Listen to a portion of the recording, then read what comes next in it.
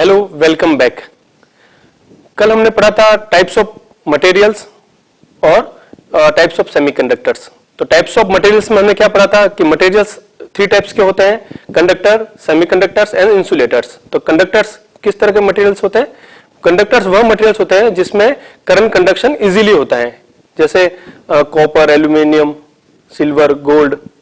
और इंसुलेटर्स कौन से होते हैं? वो मटेरियल्स होते हैं जिसमें करंट का कंडक्शन नहीं होता है या बहुत ही कम होता है, वो इंसुलेटर्स कहलाते हैं, जैसे प्लास्टिक, वुड। इससे थर्ड टाइप्स मटेरियल था सेमीकंडक्टर। सेमीकंडक्टर्स वह मटेरियल्स होते हैं जिनकी कंडक्टिविटी कंडक्टर्स एंड इंसुलेटर्स के बीच में लाई करती है, मतलब इनके दोनों के बीच में होती है। फिर हमने इन्हें पढ़ा था कि types of semiconductors. The types of semiconductors कितने तरह के थे? 2 तरह के, extrinsic semiconductor and intrinsic semiconductors. तो इसमें जो टाइप्स ऑफ मटेरियल्स सेमीकंडक्टर्स था, तो इसमें इंट्रिंसिक मतलब था प्योर सेमीकंडक्टर्स और extrinsic means impure semiconductors. Again जो प्योर सेमीकंडक्टर्स कौन से होते थे कि वह सेमीकंडक्टर्स जिसमें किसी प्रकार के कोई भी इंप्योरिटीज एटम नहीं मिलाए गए हैं, वो आपके इंट्रिंसिक या प्योर सेमीकंडक्टर्स कहलाते थे, जैसे सिलिकॉन, जर्मेनियम इसके एग्जांपल हैं। सेकंड आता है एक्सट्रिंसिक और इम्प्योर सेमीकंडक्टर्स। तो ये वो मटेरियल्स होते हैं जिसमें हम कुछ डोपिंग के थ्रू उसमें इंप्योरिटीज एटम इसमें हम ऐड करते हैं, और depending upon the types of doping हम उसको भी अगेन 2 पार्ट में डिवाइड कर रखा है। यहाँ पे मैं कुछ ऐड करना चाहूंगा कि जो एक्सट्रिंसिक जो मटेरियल्स थे वो again depending upon the doping 2 तरह के होते थे, पी टाइप सेमीकंडक्टर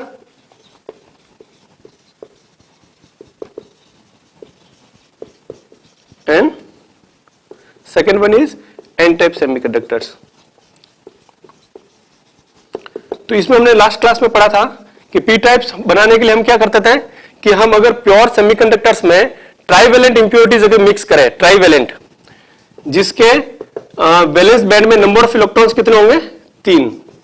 अगर प्योर सेमीकंडक्टर्स में हम ट्राइवेलेंट इंप्योरिटीज एटम अगर मिक्स करते हैं तो ये पी टाइप सेमीकंडक्टर्स बन जाते हैं। तो ट्राइवेलेंट कौन कौन से एग्जांपल थे इसके? बोरॉन, इंडियम, गैलियम,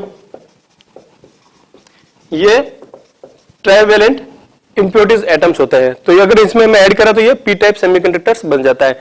तो इसमें हमने खास बात ये देखी थी कि इस पी टाइप सेमीकंडक्टर्स में जो नंबर ऑफ चार्ज कैरियर, 2 तरह के चार्ज कैरियर्स होता है इसमें सेमीकंडक्टर्स में। जो भी करंट कंडक्शन होता है वो 2 तरह के चार्ज कैरियर के कारण होता है, होल्स और इलेक्ट्रॉन्स।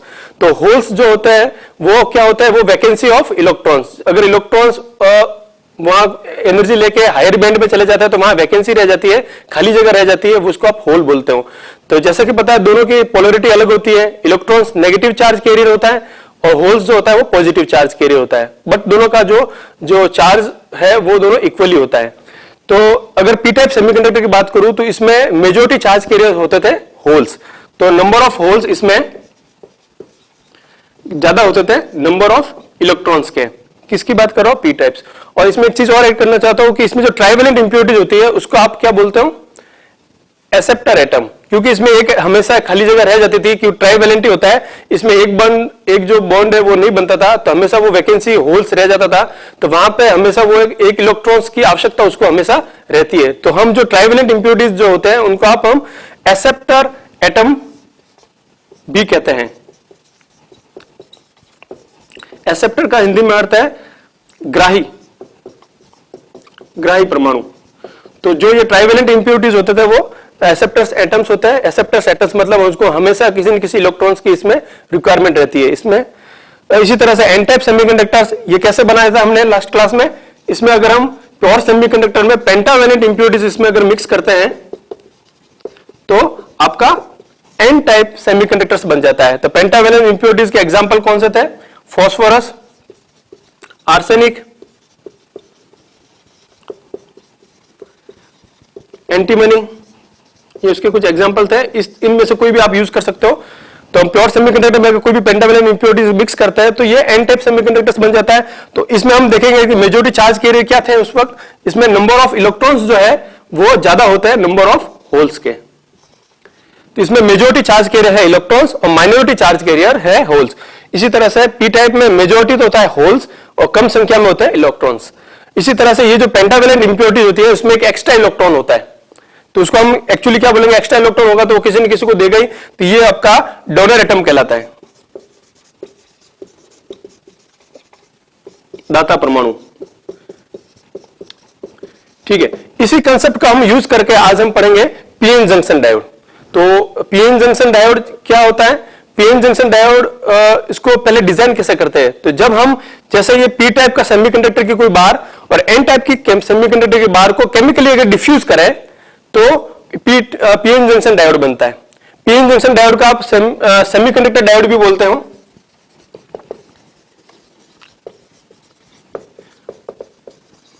ठीक है, तो इसकी बनाने की क्या विधि होती है? इसमें जो अगर पी टाइप की सेमीकंडक्टर को, जैसे मैं पी टाइप एक सेमीकंडक्टर यहां बना देता हूं, जैसे ये एक पी टाइप सेमीकंडक्टर है, तो पी टाइप सेमीकंडक्टर्स में ज्यादा परमाणु कौन सा होता है? इसमें एक्सेप्टर होता है। एक्सेप्टर होता है वो नेगेटिव परमाणु होता है। तो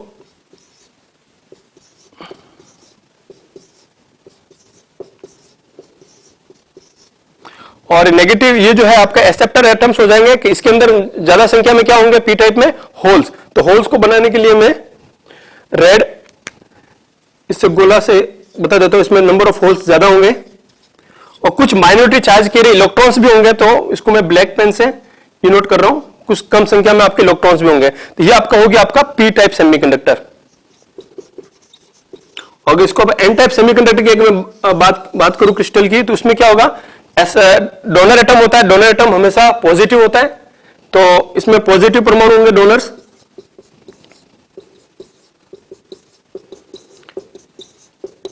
ये आपके डोनर एटम कहलाते हैं। यहां पे ये जो नेगेटिव है परमाणु आपके एक्सेप्टर एटम कहलाते हैं।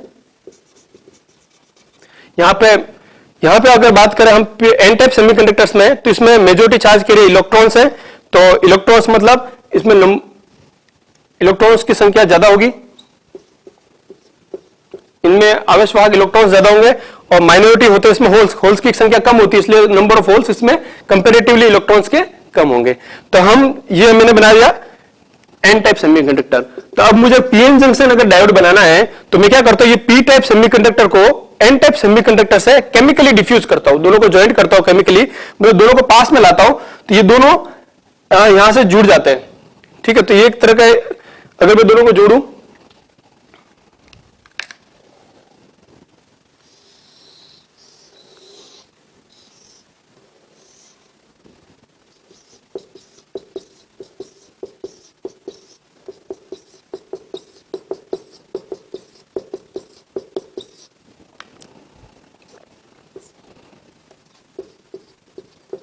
इसमें इलेक्ट्रॉन्स बना दिया, इसमें माइनॉरिटी चार्ज के लिए ये हो गया।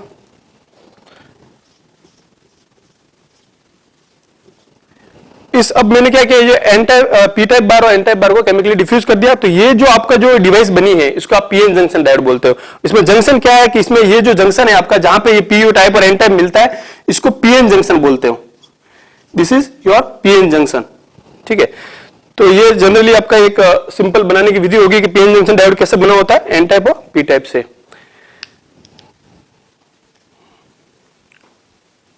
तो अब हमने पी टाइप सेमीकंडक्टर को एन टाइप सेमीकंडक्टर से दोनों को केमिकली डिफ्यूज किया है हमने, तो इस तरह से ये डिवाइस बन गई, इसको आप पीएन जंक्शन डायोड बोलते हो। इन दोनों का जो जंक्शन पॉइंट होता है आप इसको बोलते हो पीएन जंक्शन। ये डिवाइस आपकी पीएन जंक्शन डायोड कहलाती है। अब जैसे आपने दोनों को P type N type semiconductor को ऐड किया, तो इसमें क्या होता है, पहले जैसे आप दोनों को जोड़ते हो तो इसमें पहले कौन सा प्रोसेस स्टार्ट होता है कि जैसे ही आप इसको जोड़ोगे तो आप ये देखोगे ये आपका नेगेटिव चार्ज है, ये आपका पॉजिटिव चार्ज है, और आपका होल्स जो होता है वो आपका क्या होता है, पॉजिटिव चार्ज कैरियर होता है, और इलेक्ट्रॉन्स होता है आपका नेगेटिव चार्ज कैरियर। तो ये जो यहां से जो नंबर ऑफ इलेक्ट्रॉन्स है, ये ब्लैक में जो इलेक्ट्रॉन्स बनाए मैंने, तो ये इलेक्ट्रॉन्स जो होंगे ये होल्स है, मेजॉरिटी चार्ज के लिए होल्स है, दोनों क्या होंगे, डिफ्यूज होना स्टार्ट हो जाएंगे। तो जैसे किसी भी एटम में एनर्जी मिलती है तो किसी एक ऑर्बिट से इलेक्ट्रॉन्स एनर्जी लेकर अपर ऑर्बिट पे चला जाता है, और वापस जब वो वापस ऑर्बिट में आता है अपने लोअर ऑर्बिट में, तो एनर्जी को रिलीज कर देता है। तो पहले तो वो होता है इलेक्ट्रॉन्स होल जनरेशन, जब लोअर ऑर्बिट से अपर ऑर्बिट को जाता है तो एक इलेक्ट्रॉन होल्स का पेयर बनता है, और जब वापस ये इलेक्ट्रॉन्स नीचे आता है तो इन दोनों का जो प्रोसेस होता है उसको बोलते हैं इलेक्ट्रॉन्स होल रिकॉम्बिनेशन। तो जैसे आपको मेजोरिटी चार्ज कैरियर यहाँ पे होल्स है, यहाँ पे इलेक्ट्रॉन्स है, तो ये दोनों एक दूसरे को आकर्षित करेंगे और एक दूसरे में डिफ्यूज हो जाएंगे, रिकम्बाइन हो जाएंगे। जैसे आपको पता है कि इलेक्ट्रॉन्स होल्स कैसे बनता है कि आपने थ्योरी पढ़ा था, कंडक्शन बैंड और नीचे वाला वैलेंस बैंड और ऊपर कंडक्शन बैंड। जब कोई एनर्जी पाकर इलेक्ट्रॉन्स ऊपर चला जाता है तो यहाँ पे एक वैकेंसी क्रिएट हो जाती है, उसको आप होल्स बोलते हैं, और इलेक्ट्रॉन्स आपका यहाँ चला जाता है, तो इसको बोलते हैं इलेक्ट्रॉन्स होल जनरेशन। ये दोनों बन रहे हैं इसमें। और सेकंड प्रोसेस, जब ये वापस बैक टू लोअर लेवल आता है इलेक्ट्रॉन, तो ये वापस इसी होल को वो ऑक्यूपाई कर देता है, इसी जगह को वो भर देता है, तो इसको बोलते हैं electrons hole recombination. Electrons hole recombination. तो इसमें अब क्या होता है, आपको पता है कि दोनों चार्ज कैरियर जो है, आवेश वाहक, आपके दोनों अलग अलग पोलरिटी के, पॉजिटिव और नेगेटिव, वो एक दूसरे को क्या करते हैं, आकर्षित करते हैं। तो ये मेजॉरिटी चार्ज कैरियर एक दूसरे को आकर्षित करेंगे और वो ये मूव कर सकते हैं, इसलिए एक दूसरे से दोनों पास आने की कोशिश करेंगे। एक स्थिति ऐसी आएगी कि ये सब इलेक्ट्रॉन इलेक्ट्रॉन्स और होल्स दोनों मिलके अपना अस्तित्व जो है वो खत्म कर देते हैं। दोनों मिल जाएंगे तो अपना अस्तित्व दोनों खत्म हो जाएगा, इलेक्ट्रॉन भी गायब हो गया, होल्स भी गायब हो गया रिकॉम्बिनेशन पे। तो ये इलेक्ट्रॉन्स इससे होल्स से मिल जाएगा तो ये गायब हो जाएगा, इस तरह से ये इससे मिलेगा तो ये गायब हो जाएगा, ये होल्स इस इलेक्ट्रॉन से मिलेगा तो ये गायब हो जाएगा। तो ये कब तक चलेगा, जब तक ये अपनी जितनी एनर्जी होगी वो दोनों एक दूसरे से रिकम्बाइन होंगे। इस प्रोसेस को बोलते हैं, जब इलेक्ट्रॉन्स और होल इसमें रिकम्बाइन होते हैं जंक्शन पे, इसको आप बोलते हो डिफ्यूजन प्रोसेस। इसमें इलेक्ट्रॉन्स होल डिफ्यूज हो रहे हैं, तो ऐसा फिर वो इलेक्ट्रॉन्स चाहता है कि मैं इस होल से रिकम्बाइन हूं, लेकिन जब इलेक्ट्रॉन्स ये आगे जाएगा तो इसको यहाँ पे एक नेगेटिव एटम दिख रहा है, ये जिसको आप एक्सेप्टर एटम कहते हैं। तो नेगेटिव एटम इस इलेक्ट्रॉन्स जो नेगेटिव है उनको प्रतिकर्षित करेगा, तो ये अब इसको क्रॉस नहीं कर पाएगा, ये इलेक्ट्रॉन अब इस होल्स के साथ रिकम्बाइन नहीं होगा, क्योंकि यहाँ पे बीच में आपका एक उसी सेम चार्ज का नेगेटिव चार्ज का दोनों रिपल करते हैं, प्रतिकर्षित करते हैं। तो अब आगे जाके ये डिफ्यूजन प्रोसेस नहीं होता है, बस वो जितने पास वाले इलेक्ट्रॉन्स डिफ्यूज हो जाएंगे, उसके बाद वाले डिफ्यूज नहीं होंगे। इसी तरह से ऑपोजिट हम बात करें तो ये होल्स अगर चाहता है कि मैं इस इलेक्ट्रॉन से डिफ्यूज हूं, तो भी ये अगर होल्स अगर जाएगा तो यहाँ पे आप देखोगे ये जो एटम है, डोनर एटम जिसको हम बोलते हैं, डोनर एटम पॉजिटिव है तो ये होल भी पॉजिटिव है, तो दोनों प्रतिकर्षित करते हैं, तो ये इसको आगे क्रॉस नहीं करेगा, प्रतिकर्षित करता है तो वापस ये बैक इसको धकेलेगा। तो इस समय आप देखोगे कि सिर्फ ये जो इतनी जगह है, यहां से लेके यहां तक, यहां पे आप देखोगे कि यहां पे किसी प्रकार का कोई भी चार्ज कैरियर नहीं है। इलेक्ट्रॉन चार्ज कैरियर दो ही है, सेमीकंडक्टर, इलेक्ट्रॉन्स एंड होल। तो इस जगह पे आपके न तो कोई इलेक्ट्रॉन्स है न होल्स है, क्योंकि एक आपस में रिकम्बाइन हो गए। अब आगे रिकम्बाइन इसलिए नहीं हो पाते क्योंकि इलेक्ट्रॉन्स अपने इस नेगेटिव एटम से प्रतिकर्षित होता है और होल्स इस पॉजिटिव एटम से प्रतिकर्षित होता है। तब ये जो लेयर बनी है, ये जो रीजन बना है यहां से लेके यहां तक का, इसको आप बोलते हैं डिप्लेशन रीजन। इस यहां से लेके यहां तक जिसमें आपका किसी प्रकार का कोई भी चार्ज कैरियर नहीं है, इसको आप बोलते हो डिप्लेशन रीजन, या हम बोल सकते हैं डिप्लेशन लेयर। तो डिप्लेशन का अर्थ होता है खाली, कि यहां पे आप इस क्षेत्र में किसी प्रकार का कोई भी चार्ज कैरियर नहीं है, ना इलेक्ट्रॉन्स है ना होल्स है, तो यहां से वो खाली हो गया है, तो डिप्लेट हो गया, मतलब यहां से चला गया है, तो इसको हम डिप्लेशन रीजन कहते हैं, क्योंकि इसमें किसी प्रकार का चार्ज कैरियर नहीं है। तो इसमें हम पूछेंगे कि इसमें जनरली क्या होता है डिप्लेशन रीजन में, तो डिप्लेशन रीजन में किसी प्रकार का कोई मोबाइल चार्ज कैरियर नहीं होता है। तो होता क्या है, सिर्फ इसमें इमोबाइल जो चल नहीं सकते, ये एटम अपनी जगह पर फिक्स है, इसको इमोबाइल आयंस बोलेंगे, इमोबाइल आयंस। मतलब इस पे डिप्लेशन रीजन में सिर्फ इमोबाइल आयंस होता है, पॉजिटिव और नेगेटिव, ठीक है। तो इस तरह से आपके डिप्लेशन रीजन क्रिएट हो जाता है। तो अब डिप्लेशन रीजन ये बन गया। अब इसके बाद हम देखेंगे तो इस तरफ तो आपका है नेगेटिव चार्ज कैरियर ज्यादा है, इलेक्ट्रॉन्स ज्यादा है, इस तरफ आपके होल्स ज्यादा है, पी टाइप सेमीकंडक्टर है। तो आप इस दोनों के बीच में आप देखेंगे तो एक फील्ड जनरेट होता है, एक इलेक्ट्रिक फील्ड जनरेट होता है, जिसको हम पोटेंशियल बैरियर बोलते हो। इस तरफ पूरा पॉजिटिव, इस तरफ नेगेटिव, इन दोनों के बीच में एक फील्ड जनरेट होगा जिसका आप बोलते हो पोटेंशियल बैरियर, V नॉट, जिससे हम डिनोट कर सकते हैं कि इन दोनों के बीच में एक फील्ड जनरेट हुआ जिसका पोटेंशियल डिफरेंस इतना होगा V नॉट, तो इसको हम बोलते हैं पोटेंशियल बैरियर, पोटेंशियल बैरियर। अब इस पोटेंशियल बैरियर का अर्थ क्या हुआ, पोटेंशियल बैरियर का अर्थ यह हुआ कि ये अगर यहां से कोई मेजॉरिटी चार्ज कैरियर होल है, उसको अगर इतना V नॉट वोल्टेज मिल जाए तब जाके ये इस बीच का जो बैरियर है, बाधा है, उसको क्रॉस करेगा। तो मतलब इतना वोल्टेज उसको चाहिए होगा अगर इलेक्ट्रॉन्स और होल्स को रिकम्बाइन होना है तो, ठीक है, तो ये बीच में एक तरह की दीवार बन गई कि न तो इलेक्ट्रॉन्स इस साइड में आ पाएंगे, न होल्स उस साइड में जा पाएंगे। तो इसको हम बोलते हैं पोटेंशियल बैरियर। मतलब इतना वोल्टेज आप या तो इनको दो या इसको दो, तो दोनों वो एक दूसरे को क्रॉस करके करंट कंडक्शन हो जाता है। सेकेंड थिंग, करंट का कंडक्शन जो होता है, आपको पता है कि करंट का जो फ्लो है वो इलेक्ट्रॉन्स के फ्लो का ऑपोजिट डायरेक्शन होता है। अगर इलेक्ट्रॉन्स का फ्लो इस डायरेक्शन में है तो करंट किस डायरेक्शन फ्लो हो रही है? करंट आपकी ऑपोजिट डायरेक्शन फ्लो होती है। बट जो होल्स जो है उसका डायरेक्शन और करंट का डायरेक्शन सेम रहता है, तो होल्स करंट के डायरेक्शन में ही फ्लो होते हैं।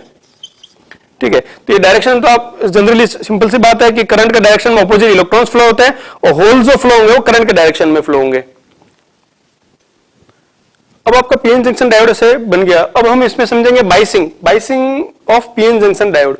बाइसिंग में क्या होता है, हम पीएन जंक्शन जो डायोड है इसको हम किसी एक्सटर्नल बैटरी से कनेक्ट करेंगे और फिर इसका जो बिहेवियर है उसको हम स्टडी करते हैं। तो बाइसिंग इसमें दो तरह की होगी है। पीएन जंक्शन डायोड में दो तरह की बाइसिंग होती है। पहला है फॉरवर्ड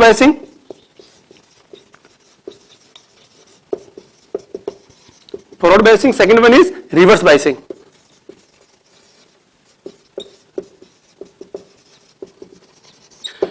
अब पीएन जंक्शन डायोड के सिंबल की अगर बात करूं मैं, तो पीएन जंक्शन डायोड का सिंबल कुछ इस तरह से होता है। ये symbol of PN junction diode, ये एरो ये करंट कंडक्शन की डायरेक्शन बताता है। ये एनोड टर्मिनल कहलाएगा आपका, ये वाला कैथोड। अब ये जो होता है, ये इस टाइप वो जो सिरा होता है वो पी सिरा कहलाता है, उस तरफ वाला एन सिरा कहलाता है। ये जिसका इसका सिंबल ये है, तो ये आपका पी सिरा है, पी टाइप सेमीकंडक्टर, ये एन टाइप सेमीकंडक्टर पी सिरा, ये वाला एन सिरा, ये एनोड या कैथोड हम कह सकते हैं। ये इसका सिंबल हुआ। तो जब हम फॉरवर्ड बाइसिंग करते हैं तो फॉरवर्ड बाइसिंग में क्या करते हैं, जो ये पीएन जंक्शन जो डायोड है उसमें अगर एक्सटर्नल हम बैटरी जो वोल्टेज सोर्स कनेक्ट करते हैं, तो बैटरी का अगर धनात्मक जो पॉजिटिव टर्मिनल है उसको पीएन जंक्शन डायोड का पी से, और जो नेगेटिव टर्मिनल है बैटरी का उसको एन से कनेक्ट कर दे तो वो फॉरवर्ड बाइसिंग हो जाती है। जैसे मैं इसमें बता देता हूं, अगर मैं इसको एक बैटरी से कनेक्ट करूं, ये आपका एक्सटर्नल एक बैटरी है V, ठीक है। अब इसमें क्या हो, ये आपका फॉरवर्ड बाइसिंग कहलाती है। फॉरवर्ड बाइसिंग में क्या होगा, बैटरी का पॉजिटिव टर्मिनल जो ये पॉजिटिव टर्मिनल प्लस है उसको P से और नेगेटिव को N से कनेक्ट किया तो ये आपका फॉरवर्ड बाइसिंग कहलाता है। और रिवर्स बाइसिंग अगर इसको हमें करना है तो हम जस्ट इसको ऑपोजिट कर लेंगे। जो डायोड है आपका P और N, इसमें क्या करेंगे रिवर्स बाइसिंग में बैटरी का जो नेगेटिव टर्मिनल है, नेगेटिव टर्मिनल को P से और पॉजिटिव टर्मिनल को N से कनेक्ट करेंगे, मतलब बैटरी को उल्टा कर दिया आपने, तो वो आपका रिवर्स बाइसिंग कहलाता है। अब हम फॉरवर्ड बाइसिंग और रिवर्स बाइसिंग में क्या होता है एक्चुअली हम ये समझेंगे। तो जब आप डायोड जैसे ये फॉरवर्ड बाइसिंग आपने करी डायोड को, तो आपने यहाँ पे एक वेरिएबल वोल्टेज सोर्स आपने कनेक्ट किया, इसको मैं वेरिएबल कर दिया मैंने, मतलब इसका वोल्टेज को आप वेरी कर सकते हो। तो फॉरवर्ड बाइसिंग की बात कर रहा हूं, तो जैसे ही आपने इसकी हम इन दोनों के साथ में कोरिलेट करके देखते रहेंगे कि जैसे ही मैंने यहां पे वोल्टेज सोर्स कनेक्ट किया और इसको वेरिएबल बनाया, मतलब मैं इसके वोल्टेज को चेंज कर सकता हूं। तो मैंने पहले स्थिति में देखा कि इसको मैंने P V इक्वल टू 0 किया है, ठीक है। तो जब मैंने V इक्वल टू 0 किया है, मतलब किसी प्रकार को कोई मैंने वोल्टेज नहीं दिया, तो कुछ डायोड आपका इस तरह से ही वर्क करेगा, मतलब इसमें से एक डिप्लेशन रीजन बन जाएगा और ये इमूवेबल आयंस का एक डिप्लेशन रीजन बनेगा, इस तरह का वो दिखेगा। अब मैं धीरे धीरे अगर इसमें वोल्टेज बढ़ाता जाऊं, V इंक्रीमेंट करूं, वोल्टेज बढ़ाता जाऊं, मतलब 0 से 1 या 0 से 0.1, 0.2, 0.3 धीरे धीरे इसको वेरी करके वोल्टेज को बढ़ाऊंगा, तो इस डायोड में क्या होगा एक्चुअली, जैसे मैंने इसको या पता है P टाइप को मैंने किससे कनेक्ट किया, पॉजिटिव से, पॉजिटिव सिरे से कनेक्ट किया है, और N टाइप को मैंने नेगेटिव सिरे से कनेक्ट किया है। तो ये नेगेटिव चार्ज है, ये पॉजिटिव चार्ज, हम इसको इस तरह से समझेंगे। तो जैसे आपने इसमें वोल्टेज को बढ़ाया 0.1, 0.2, तो क्या होगा, इस धीरे धीरे यह पॉजिटिव चार्ज हो जाएगा, और ये आपका देखोगे ये आपके होल्स है, तो ये जो पॉजिटिव चार्ज ये होल्स को क्या करते हैं, दोनों सेम सेम हो जाएगा, होल्स भी पॉजिटिव है और ये चार्ज भी पॉजिटिव है, तो दोनों को प्रतिकर्षित करेगा, तो ये इनको होल्स को धकेलेगा इस साइड में कि वो इस साइड जाए। इसी तरह से ऑपोजिट डायरेक्शन में क्या होगा, आपने ये नेगेटिव टर्मिनल कनेक्ट किया, मतलब नेगेटिव है, तो नेगेटिव से ये जो इलेक्ट्रॉन्स है ये भी नेगेटिव चार्ज कैरियर्स होते हैं, तो ये भी इनको प्रतिकर्षित कर देते हैं। इलेक्ट्रॉन्स का फ्लो तो शुरू हो जाएगा इस साइड में और होल्स जाना कोशिश करेंगे इस साइड में। अब ये जो पोटेंशियल बैरियर जो होता है वो डिपेंड करता है कि आपने किस तरह का डायोड किस मटेरियल से बनाया है। अगर हमने पूरा सिलिकॉन से बनाया है, P type semiconductor, N type semiconductor अगर वो सिलिकॉन है, तो सिलिकॉन के लिए पोटेंशियल बैरियर जो होता है V नॉट वो होता है 0.7 वोल्ट। मतलब अगर आप 0.7 वोल्ट से कम वोल्टेज देते हो तब तक आपका होल्स और इलेक्ट्रॉन इस बैरियर को क्रॉस नहीं करेंगे। जैसे आपने 0.7 वोल्ट से ज्यादा या 7 वोल्ट दिया तब जाके इलेक्ट्रॉन्स और होल्स इस बैरियर को क्रॉस कर जाएंगे, इस बाधा को तोड़ के आगे चले जाएंगे। इसी तरह से अगर मैंने जर्मेनियम का डायोड बनाया, पी टाइप और एन टाइप दोनों मैंने जर्मेनियम टाइप का सेमीकंडक्टर लिया है, तो उसके लिए जो बैरियर पोटेंशियल V नॉट जो होता है वो होता है 0.3, मतलब 0.3 वोल्ट के बाद ये कंडक्ट करना शुरू होगा। तो जैसे मैंने इसमें क्या माना कि ये मेरा सिलिकॉन डायोड है, ये मैंने सिलिकॉन मतलब सिलिकॉन से बना हुआ है, तो मैंने जैसे इसमें 0.1 क्या वोल्टेज थोड़ा बढ़ाया तब भी होल्स को इतनी एनर्जी नहीं मिली कि वो उसको क्रॉस करे। फिर मैंने उसको और बढ़ाया 0.2 0.5 तक गया, तब भी इसमें अभी तक बीच में डिस्टेंस इतनी है कि होल्स उसको पीछे से ये पुश कर रहा है, ये मतलब जो पॉजिटिव चार्ज कैरियर है ये होल्स को पुश कर रहे हैं कि वो इस तरफ जाए और इस तरफ नेगेटिव चार्ज के इलेक्ट्रॉन्स को पुश कर रहे हैं। तो ये दोनों कोशिश कर रहे हैं कि इस दोनों को क्रॉस करे, लेकिन 0.5 पे भी ये क्रॉस नहीं करेंगे क्योंकि बैरियर कुछ 0.7 है सिलिकॉन का। फिर आप जब 0.7 वोल्ट करोगे इसका वोल्टेज, तब क्या होगा, इसमें जो इसको इलेक्ट्रॉन्स और होल्स को इतनी एनर्जी मिल जाएगी कि ये बैरियर को क्रॉस कर जाए। मतलब ये होल्स जो होगा इसको इतना एनर्जी मिल जाएगा कि ये इसको क्रॉस करके यहां आ जाए, और ये इलेक्ट्रॉन्स को इतनी एनर्जी मिल जाएगी कि ये इसको भी क्रॉस करके इस साइड में आ जाए, तो इसका मूवमेंट इसको क्रॉस कर जाएगा। अब जैसे आपने 0.7 से और वोल्टेज आपने इसको इंक्रीज किया, जैसे 0.8 किया सिलिकॉन डायोड के लिए, तो अब उसको और ज्यादा एनर्जी मिल गई, तो अब नंबर ऑफ इलेक्ट्रॉन्स ज्यादा इससे क्रॉस होने शुरू हो जाएंगे, ज्यादा इलेक्ट्रॉन्स इस साइड में आपके क्रॉस होना शुरू हो जाएंगे और होल्स की डायरेक्शन आपकी इस तरह से रहेगी, होल्स इस साइड में। तो आप देखोगे 0.7 के बाद 0.8 तक आपका ये जो बीच का जो बैरियर है वो पूरा खत्म हो गया है। बीच में अभी जो बाधा थी वो अब नहीं रही, अपने इलेक्ट्रॉन्स और होल्स ये एक दूसरे मतलब ये क्रॉस करने शुरू हो जाएंगे। तो आप इसमें अंदर आप देखोगे कि इलेक्ट्रॉन्स का जो फ्लो हो रहा है वो इस साइड में हो रहा है, सारे इलेक्ट्रॉन्स इस साइड में आने की कोशिश कर रहे हैं क्योंकि इस तरफ नेगेटिव है, इसको रिपल्स कर रहा है, और इस तरफ पॉजिटिव है, तो पॉजिटिव इलेक्ट्रॉन्स को आकर्षित करता है और नेगेटिव जो चार्ज है इस तरफ आपकी बैटरी का वो होल्स को आकर्षित करेगा। तो सारे इलेक्ट्रॉन्स की डायरेक्शन तो रहेगी इस साइड में और होल्स की डायरेक्शन रहेगी इस साइड में। तो जो करंट का जो कंडक्शन होगा, इलेक्ट्रॉन्स की डायरेक्शन इसमें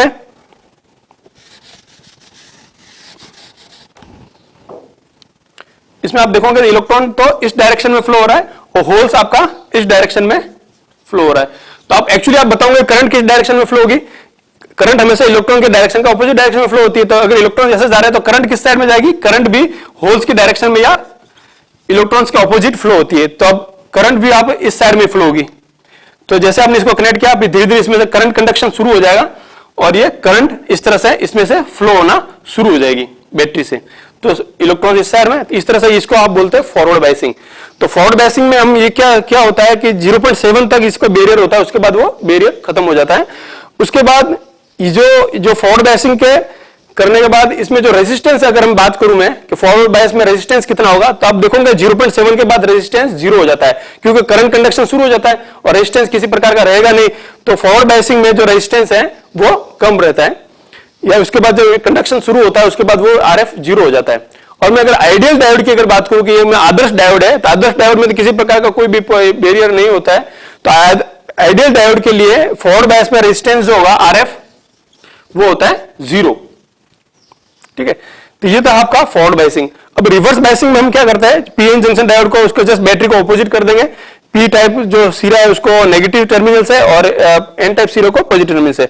अब इस केस में मैंने क्या किया, इसके जो चार्ज को उल्टा कर दिया, मतलब मेरा जो पी टाइप सिरा था उस पर तो मैंने क्या दिया, मैंने नेगेटिव, मतलब ये नेगेटिव चार्ज दिया यहाँ पे और यहाँ पे मैंने पॉजिटिव चार्ज दिया है। अब इस केस में हम स्टडी करेंगे रिवर्स बायस में क्या होगा। तो अब आप देखोगे ये नेगेटिव चार्ज है बैटरी का, ये पॉजिटिव चार्ज है, ठीक है। अब इसमें है नंबर ऑफ होल्स ज्यादा है, मेजॉरिटी चार्ज कैरियर, इसमें इलेक्ट्रॉन्स ज्यादा है। तो आप देखोगे यहाँ पे पॉजिटिव है और इलेक्ट्रॉन्स है, तो इलेक्ट्रॉन्स किस साइड में जाएंगे, पॉजिटिव की तरफ। इलेक्ट्रॉन्स नेगेटिव चार्ज कैरियर होते हैं तो ये पॉजिटिव की तरफ जाने की कोशिश करेंगे, इस साइड में ही ये जाएंगे। तो ये क्योंकि यहाँ पे पॉजिटिव टर्मिनल आपने कनेक्ट कर रखा है, इस तरह से इस साइड में ये नेगेटिव है और ये होल्स पॉजिटिव है, दोनों आकर्षित करता है, तो होल्स आप उस साइड में नहीं जाएंगे, होल्स के डायरेक्शन इस नेगेटिव वाले इसको अट्रैक्ट करेगा ये, तो ये इस होल्स इस साइड में जाएंगे। तो आप इसमें क्या देखोगे, इलेक्ट्रॉन्स तो जा रहे हैं रिवर्स बायस में उस साइड में, होल्स जा रहे हैं इस साइड में, तो आप ये देखोगे ये धीरे धीरे डिप्लेशन जो लेयर है वो बढ़ जाएगी।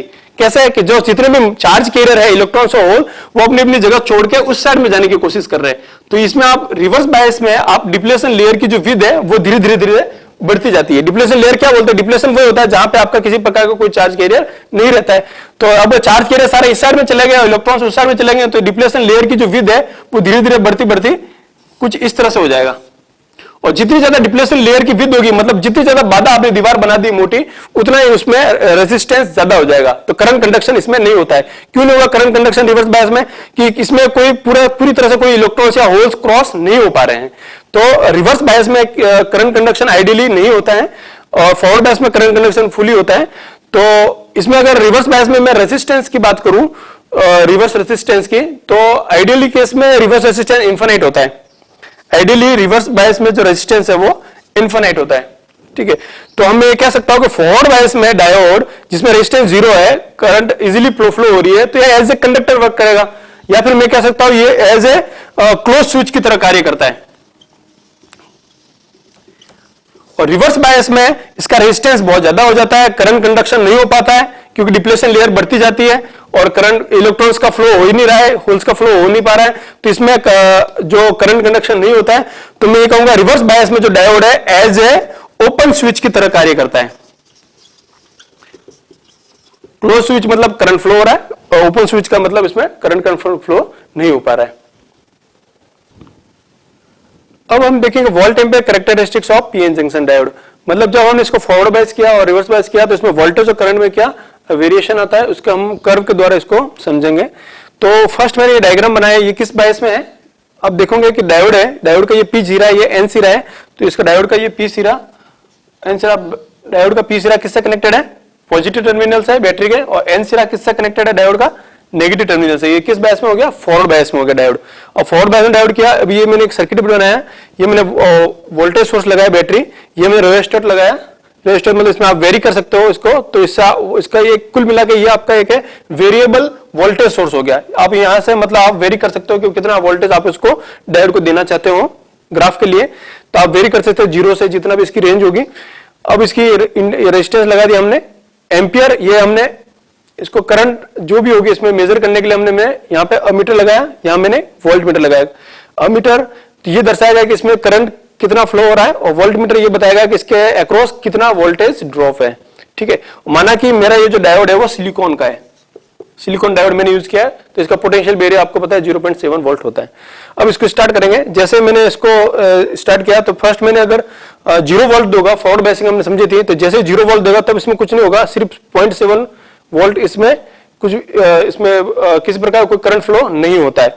तो इसको समझने के लिए मैंने यहाँ पे एक कर्व ड्रॉ किया है, forward voltage versus forward current. तो फॉरवर्ड वोल्टेज वोल्ट में मेजर करते हो आप, और करंट जो होगी वो मिली एम्पियर में। जो इसमें जो ये एमीटर जो है वो आपका मिली एम्पियर रेंज का है, जो मिली एम्पियर में कितनी करंट फ्लो हो रही है वो इसको मेजर करेगा। तो जैसे आपने स्टार्टिंग में 0 दिया, उसके बाद आप क्या करोगे, जैसे जैसे इसका आप वोल्टेज बढ़ाते जाते हो, तो वोल्टेज बढ़ाते जाए, हमने फॉरवर्ड बायसिंग में देखा था वोल्टेज बढ़ाने जाओगे तो धीरे धीरे एक ऐसा वोल्टेज आएगा, कौन सा बैरियर पोटेंशियल, जब तक आपको किसी प्रकार का कोई करंट कंडक्शन नहीं होता है।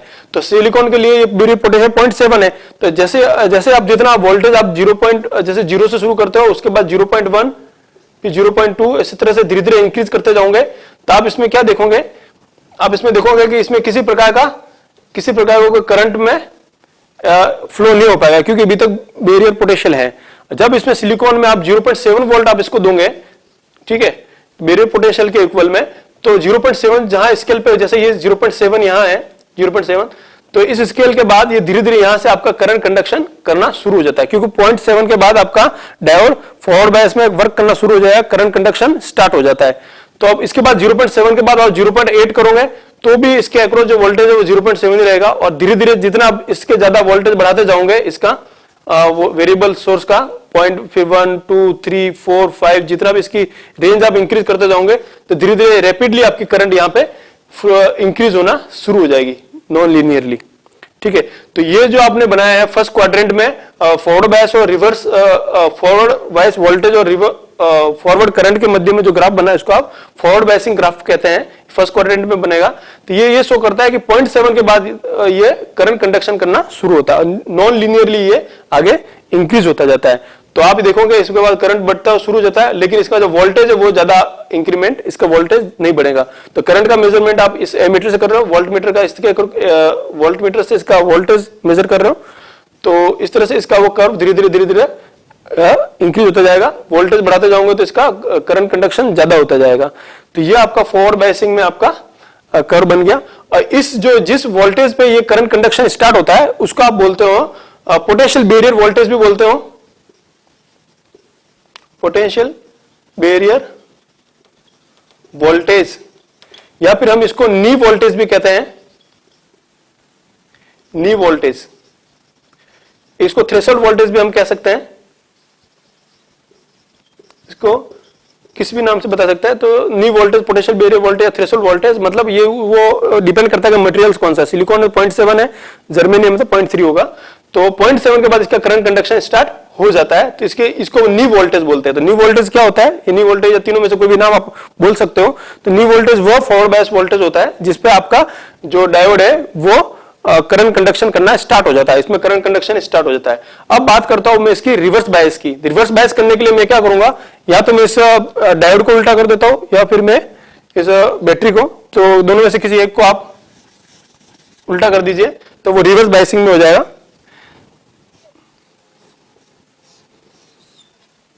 ये रिवर्स बायस कनेक्ट हो गया, ठीक है।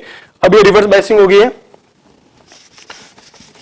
अब इस केस में हमने जैसा मैं पढ़ा था कि जैसे रिवर्स बायस आप करते हो और फिर इसके बाद वोल्टेज धीरे धीरे इंक्रीज करते जाते हो, रिवर्स बायस में इसका वोल्टेज बढ़ाते जाओगे तो इसमें करंट जो होगी रिवर्स करंट कहलाती है, वो हम इसको मेजर करेंगे इसमें। तो आपको पता है कि रिवर्स बायस में किसी प्रकार का कोई करंट फ्लो नहीं होता है, क्योंकि इसमें बैरियर जो है वो धीरे धीरे बढ़ता जाता है और उसमें जो इलेक्ट्रॉन्स और होल्स है वो क्रॉस नहीं कर पाते हैं, और जो इलेक्ट्रॉन्स और होल फ्लो नहीं हो पाते हैं तो करंट कंडक्शन नहीं होता है। तो इसमें आप देखोगे तो जैसे जैसे आप वोल्टेज इंक्रीज करते जाओगे तो आइडियली हम बात करें तो किसी प्रकार की कोई करंट नहीं होती है, लेकिन क्योंकि इसमें माइनॉरिटी चार्ज कैरियर भी होते हैं, पी टाइप में इलेक्ट्रॉन्स होते हैं और एन टाइप में होल्स होते हैं, माइनॉरिटी जिसमें अल्पसंख्यक आवेशवाहक हम बोलते हैं, तो वो होता है। तो उनके कारण कुछ न कुछ लीकेज करंट जो हम बोलते हैं वो फ्लो होना शुरू हो जाती है। तो वो बहुत ही स्मॉल अमाउंट में होती है, इसलिए हम इसको मिली एम्पियर रेंज में एमीटर नहीं लगाते, इसको हम माइक्रो एम्पियर रेंज में हम लगाएंगे। तो ये स्केल जो रहेगा माइक्रो में 10⁻⁻⁶ एम्पियर, बहुत कम करंट होती है वो due to minority charge carrier. तो आप अगर रिवर्स बायस की बात करो तो जैसे रिवर्स करते जाओगे तो बहुत ही कम मात्रा में आपकी जो करंट है वो आपको मिलेगी। तो इसको आप बोलते हैं लीकेज करंट भी बोलते हैं और रिवर्स सैचुरेशन करंट बोलते हैं उसको। यहां तक रिवर्स सैचुरेशन करंट, ये रिवर्स सैचुरेशन आइडियली अगर आइडियल डायोड है आपका तो ये करंट नहीं होती है, क्योंकि आइडियल डायोड में रेजिस्टेंस इनफिनिट होता है तो करंट फ्लो नहीं होता है। लेकिन प्रैक्टिकल डायोड है तो इसमें माइनॉरिटी चार्ज कैरियर होते हैं दोनों साइड में, तो उनके कारण वो एक बैरियर को क्रॉस कर जाता है, तो उसके कारण कुछ इलेक्ट्रॉन्स और होल्स प्रभावित हो जाते हैं, तो इससे वो कुछ माइनॉरिटी चार्ज के कारण आपको रिवर्स सैचुरेशन करंट थोड़ी थोड़ी आपको दिखती है। लेकिन और ज्यादा आप इसको रिवर्स बायस वोल्टेज और ज्यादा इसको इंक्रीज करोगे तो एक पॉइंट ऐसा आता है कि जिसके बाद जो रिवर्स जो माइनॉरिटी चार्ज कैरियर है उनको इतनी काइनेटिक एनर्जी मिल जाती है कि वो बैरियर पोटेंशियल को वो तोड़ के आगे निकल जाते हैं, और उसमें उस प्रोसेस में आप बोलते हो ब्रेकडाउन, मतलब एक साथ बहुत सारे इलेक्ट्रॉन्स और होल्स उत्पन्न हो जाते हैं। तो इसको आप इस पॉइंट पे जिसपे ब्रेकडाउन बोलते हो। ब्रेकडाउन क्यों होता है, जैसे आप जो माइनॉरिटी चार्ज कैरियर को इतनी ज्यादा ऊर्जा दे दी आपने, कम संख्या में है लेकिन इनको इतनी ज्यादा आपने एनर्जी दे दी, रिवर्स बायस वोल्टेज अप्लाई कर दिया, बहुत ज्यादा मात्रा में रिवर्स बायस वोल्टेज दे दिया, तो वो इसको इतनी एनर्जी मिल जाती है कि वो और परमाणु से अटैक करेगा, परमाणु से टकराएगा तो वहां से और इलेक्ट्रॉन्स उत्पन्न करता है, और इलेक्ट्रॉन्स और ऐसे मल्टीप्लाई होते जाते हैं, तो नंबर ऑफ इलेक्ट्रॉन्स और नंबर ऑफ होल्स बहुत ज्यादा एक साथ बढ़ जाते हैं, तो एक साथ एक फ्लड की तरह करंट फ्लो स्टार्ट हो जाता है, और इस पॉइंट पे एकदम से करंट आपकी बढ़ जाएगी, करंट का जो रेंज है एकदम से आपका इंक्रीज हो जाएगा। तो इस पॉइंट को आप बोलते हैं ब्रेकडाउन वोल्टेज, VBR,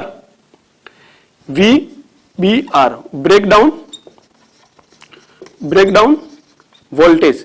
तो ब्रेकडाउन वोल्टेज क्या होता है, ब्रेकडाउन वोल्टेज वो रिवर्स मैक्सिमम रिवर्स वोल्टेज होता है जिस पे डायोड का जो रिवर्स करंट है वो एब्रप्टली सडनली इतनी बढ़ जाती है कि वो डैमेज हो जाता है। ब्रेकडाउन के बाद वो जो डायोड का जो पीएन जंक्शन है वो डैमेज हो जाता है, और इसको एडवांटेज के रूप में भी यूज करते हैं और डिसएडवांटेजेस भी हैं। एवलेंस है तो प्रॉब्लम होती है। जेनर डायोड में हम इसका उपयोग करके हम वोल्टेज रेगुलेटर बनाते हैं, तो ये प्लस माइनस दोनों इसके बेनिफिट्स और लॉस हैं। तो ब्रेकडाउन के बाद इसका जो पीएन जंक्शन डायोड का जो जंक्शन है वो डैमेज हो जाता है, उसके बाद वो डिस्ट्रॉय हो जाता है, वर्क सफिशिएंटली नहीं करता है।